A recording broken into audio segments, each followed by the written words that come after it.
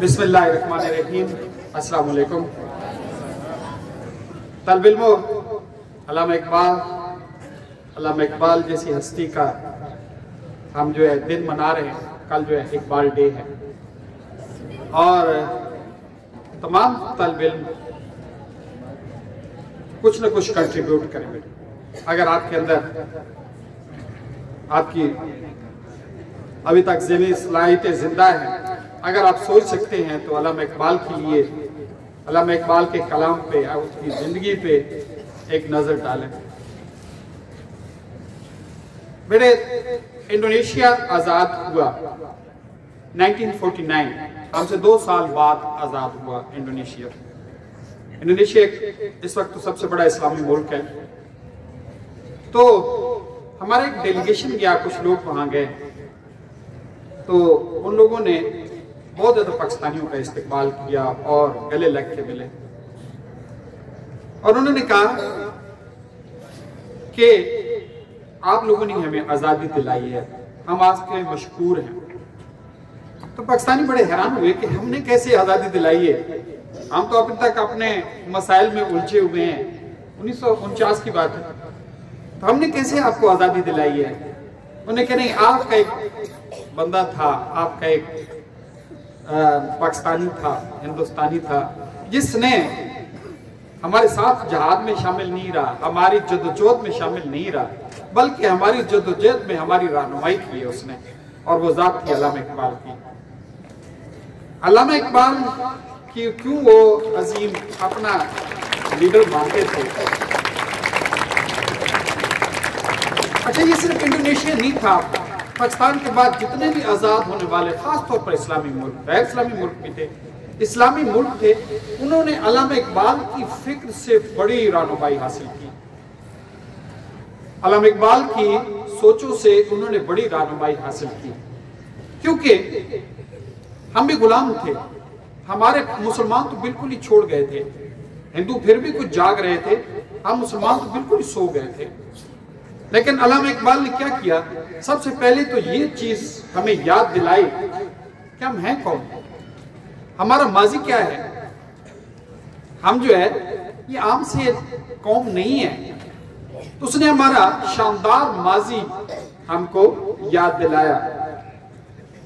जिस तरह उसने कहा कि तुझे आबा से अपनी निस्बत कोई हो नहीं सकती, तुझे अपने आबा से कोई निस्बत हो नहीं सकती, तू गुफ्तार वो किरदार, तू साकित वो सैयारा। तू सिर्फ बातें करता है और वो किरदार।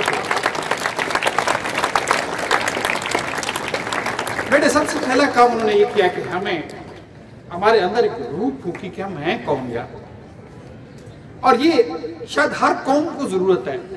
आजादी के लिए जो कौम उठती है, जब आजादी के गुलाम बन जाते हैं इंसान, तो उनकी इक़्तिदार ही बदल जाती है। गुलामी के अंदर इंसान रहते हुए अपना तशख़्ख़ुस, अपनी शख्सियत को भी भूल जाते हैं। अल्लामा इकबाल ने इसका कई दफा जिक्र किया। तो अल्लामा इकबाल ने सबसे पहले लोगों के अंदर, खास तौर पर नौजवानों के अंदर एक सोच को बेदार किया कि आप हैं कौन। फिर उनके अंदर जोश और जज्बा पैदा किया। अच्छा, ये सिर्फ मैं कह रहा हूं कि सिर्फ पाकिस्तान की हद तक नहीं, ये पाकिस्तान की बाउंड्रीज से बाहर निकला। इनकलाबी ईरान में कहते हैं कि जब उनका इनकलाब आया, तो वो भी कहते हैं कि एक शख्स, वो अल्लामा इकबाल था,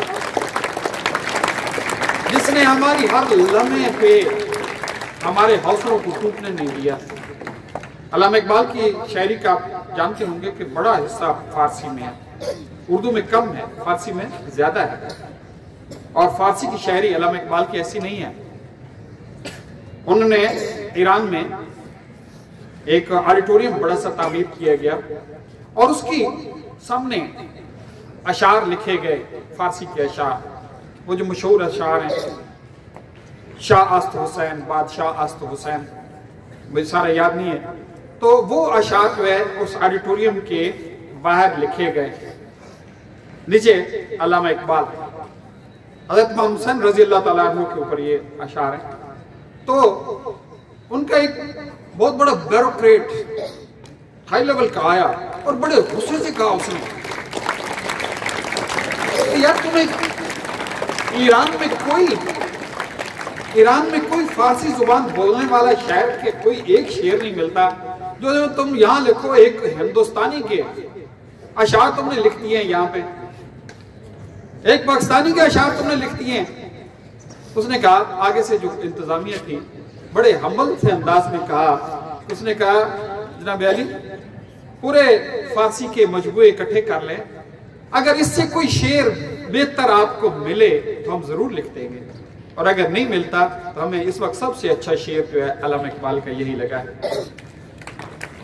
तो अल्लामा इकबाल बेटे रहे तो यूरोप में हैं, वहां पे जाकर उन्होंने तालीम हासिल की है, यूरोप से तालीम हासिल की।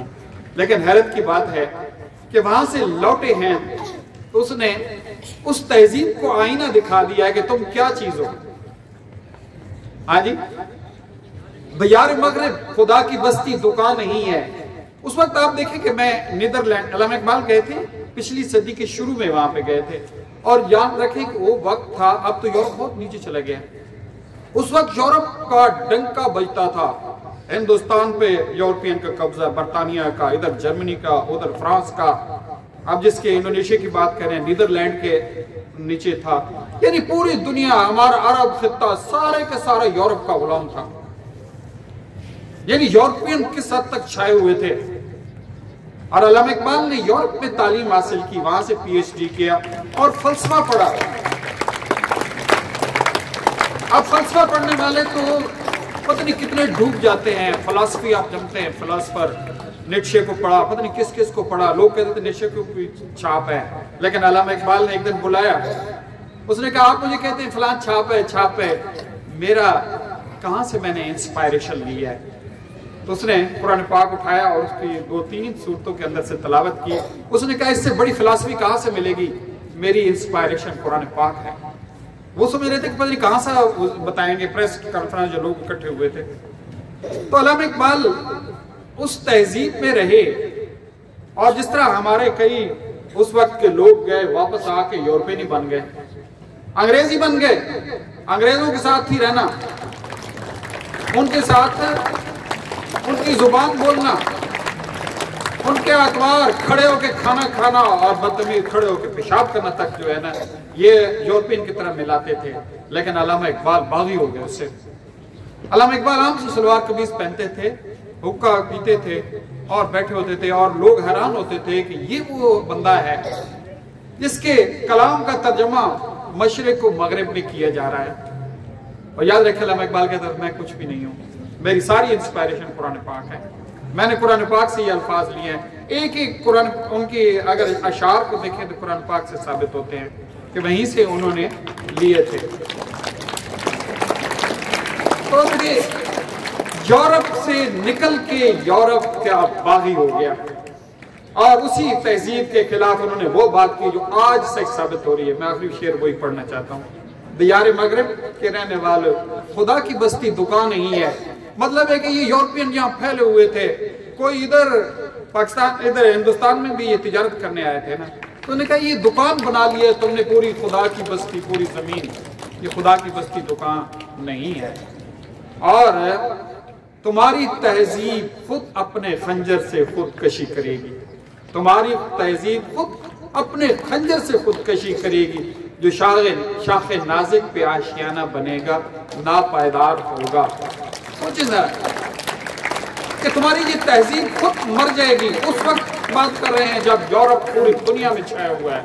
वो कहता है तुम्हारी तहजीब खुद मर जाएगी, खुद खुदकशी करेगी, क्योंकि जो परिंदे अपना आशियाना एक गैर मजबूत टहनी पे बनाते हैं, वो आशियाना क्या होता है, गिरेगा, उड़ जाएगा, समझे ना।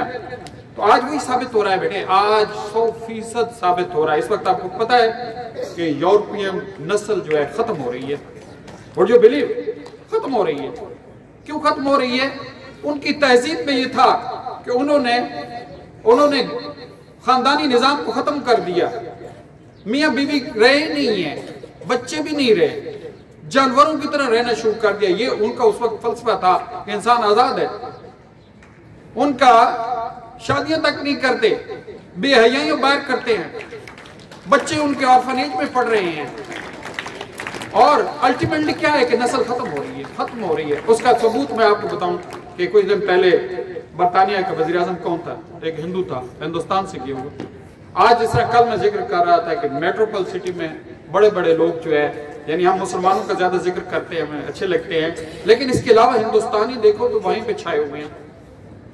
तो क्या है कि बेटे उस वक्त की पेशगोई जब यूरोप के डंके बजते थे कि उसने कहा कि तुम्हारी तहजीब जो है वो खतरनाक है, वो खुदकशी करेगी, और आज खुदकशी कर रही है। ये यूरोपियन नस्ल खत्म हो रही है, वो नस्ल वाकई जिसको हम समझते थे कि ये सफेद गोरा जिसको हम कहते हैं, ये बड़ा ज़हीन है। इतना ज़हीन तो है कि पूरी दुनिया पे जाके उसने हुकूमत करनी शुरू कर दी है। वो ऑस्ट्रेलिया, हाँ जी, न्यूजीलैंड, वहां पे भी ये गोरा है। वो अमेरिका तो बाद में आबाद हुआ ना, ये यूरोपियन नस्ल वहां पे गई है। ये कनाडा, बंदा कहता है कि पूरी दुनिया पे ये गोरे छा गए हैं। और आज क्या है बेटे, आज जो है सिमट रहे हैं। तो अल्लामा इकबाल की वो पेशगोई कि तुम्हारी तहजीब अपने खंजर से खुदकशी करेगी, जो नाजिक शाखे नाजिक पे आशियाना बनेगा नापायदार होगा, ये तहजीब तुम्हारी मिट जाएगी बेटे। अब बेटे बात यह है कि अल्लामा इकबाल का ये कलाम, अल्लामा इकबाल की ये शख्सियत, अल्लामा इकबाल की ये फिक्र, सुने बेटे, अगर इससे दुनिया फायदा उठा के बेटे गुलाम कौमें आजाद हो गई हैं, तो हमें इस कलाम को छोड़ना नहीं चाहिए।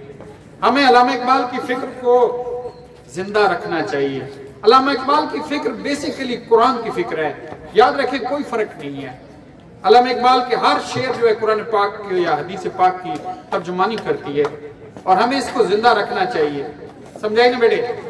और खास तौर पर ये दिन जब हम मनाते हैं तो हमें एक दफा खुल के बेटे हमें इसका इरादा करना चाहिए कि ये फलसफा क्या है, ये सोच क्या है, और आज का नौजवान किस तरफ जा रहा है।